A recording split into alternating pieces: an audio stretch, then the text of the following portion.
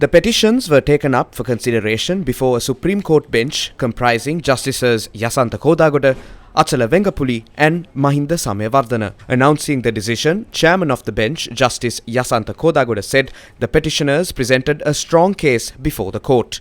Accordingly, an interim order was issued to Deshabandu Tennakoon to be effective until the conclusion of the hearing of the petition. According to the order, Tennakoon has been barred from performing duties, exercising powers and acting in the capacity of the Inspector General of Police.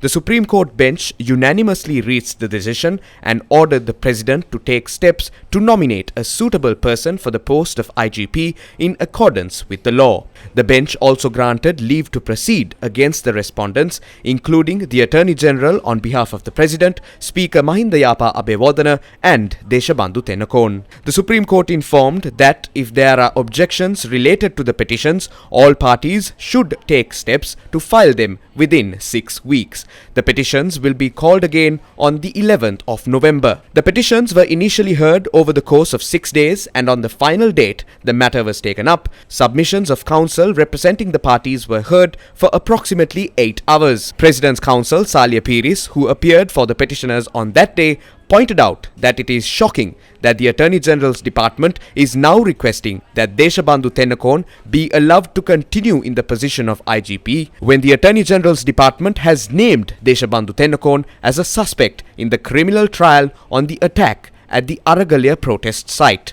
Attorney Tisha Veragoda, who appeared for the petitioners, said his appointment was not made in line with the Constitution.